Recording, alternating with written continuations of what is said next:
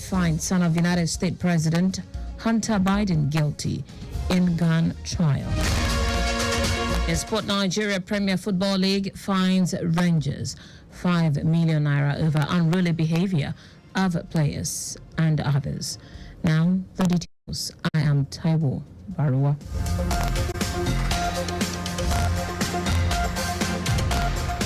Lagos State Governor Babajide Sanwo-Olu has officially unveiled the Lagos Climate Adaptation and Resilience Plan and the state's climate change mainstreaming strategy to build a resilient city and address flooding and climate change issues.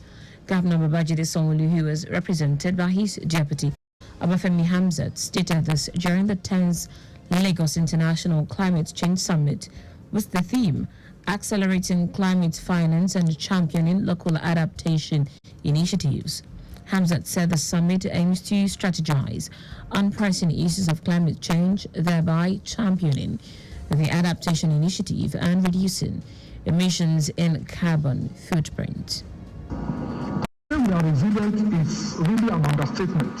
Lagos has and will continue to take significant steps towards reducing our carbon footprint and emissions. We have already taken studies to determine our carbon emission profile and have identified significant pathways to achieve zero emissions by 2050. We must be forward-looking, and we are. In his welcome address, Commissioner for the Environment, Tokunbo Wahab, said the state has witnessed a transformative shift in global consciousness towards climate action, noting that each summit has served as a platform for dialogue, collaboration, and innovation in addressing climate-related issues in the state. Wahab urged citizens to accelerate efforts to mobilize climate finance and channel it towards projects that prioritize local adaptation initiatives. This year's summit theme, accelerating climate finance and championing local adaptation initiatives, aims to explore ways of attracting climate finance into the adaptation space. To create livable and resilient infrastructure, we are determined to mobilize resources and an anticipated scale to finance the transition to a low carbon economy and support those most vulnerable to the impact of climate change. In a special session with the topic Perspective on Climate Change through the lens of high-level pioneer governance, former Governor of Lagos State Babatunde Fashola urged the state government to continue to collaborate in addressing environmental issues and key into funding available for global action on climate change. The occasion of this summit this year is a reassertion of the leadership role that we have played in all the continent in promoting the awareness about the opportunities as well as the challenges of climate change. The event was attended by the former Deputy Governor Femi Pedro, royal fathers, stakeholders in the environment sector, captain of industries, among others. Office of the First Lady, Lagos State has organized 2024 Muslim Sisters Seminar with the theme Society on the Brink, Islam to the Rescue. In her welcome address, wife of the Deputy Governor, Oluremi Hamzat, said the theme exposed hindrances of socio-economic and political development of the society, and as well as discharging duties as wives, mothers, grandmothers, and spouses of officials of Lagos State government. Mrs. Hamzat urged women to nurture their children with Quranic values and knowledge to become agents of positive change. Besides that, as Muslims mothers, our roles and responsibility for the family and the society at large are extremely important because the family and the society are the heart of Islamic foundation that will herald a safer, peaceful, violence-free, and prosperous society. Raising a family may be one of the hardest responsibilities to implement, but it is also one of the most rewarding of all commitments that can be assigned to mankind. Hence, the future of our children lies in the vulnerable teaching they are exposed to from the homes and the communities. Speaking on the topic, contentment, key to facing life's challenges as a Muslim lecturer in the Department of Foreign Languages, Lagos State University, Saheed Timei urged government to craft legislation to discourage oppressive display of wealth publicly, noting that it is normal to oppress the poor with wasteful spending. Panel of discussants urged Nigerians to engage in agripreneur and other entrepreneurial skills to ease the impact of economic challenges. Lagos State government has issued a call for heightened vigilance and the adoption of precautionary measures to prevent the spread of a potential cholera outbreak in the state. This call follows an excess of severe gastroenteritis cases reported in the state in the last 48 hours.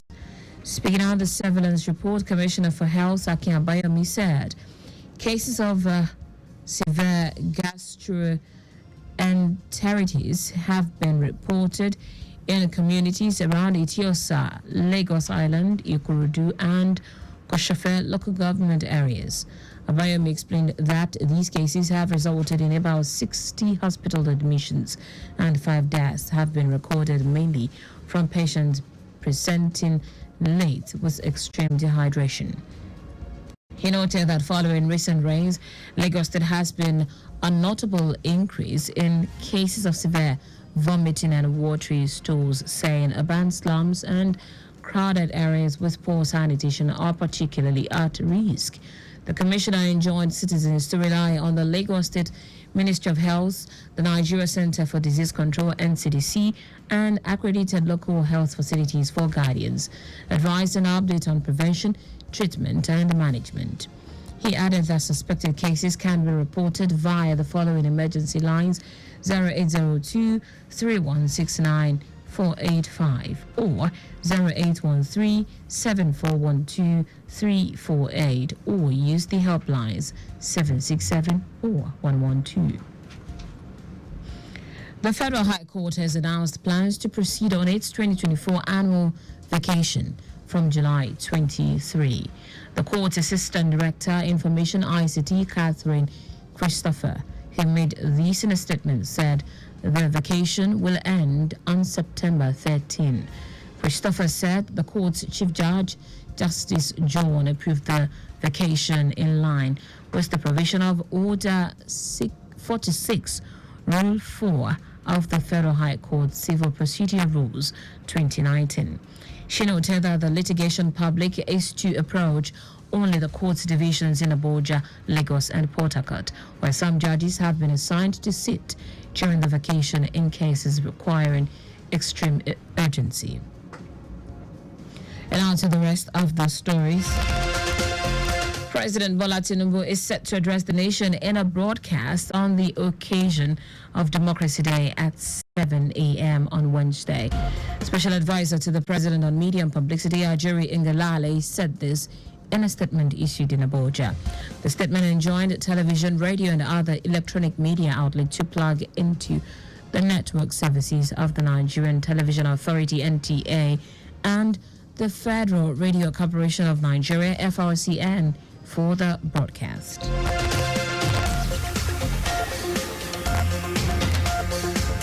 Meanwhile, the federal government has declared Wednesday, June 12, as a public holiday to commemorate this year's Democracy Day.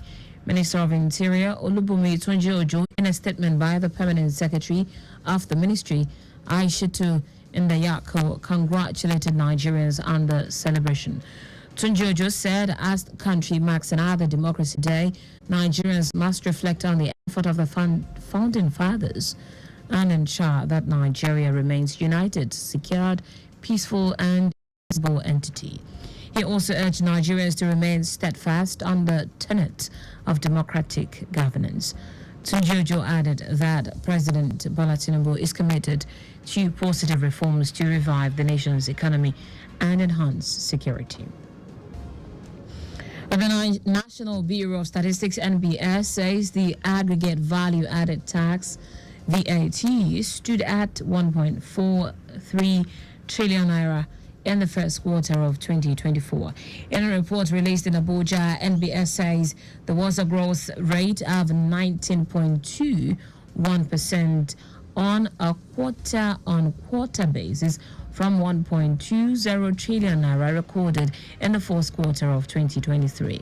The report also showed that local payment recorded was 663.18 billion naira. Foreign VAT payments contributed 435.73 billion naira, while import VAT contributed 332.01 billion naira in the first quarter of 2024.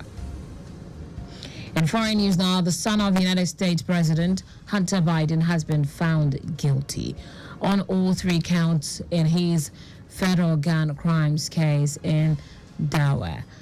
The 12-person jury found the U.S. president's son lied about his drug use on a form when purchasing a handgun in 2018.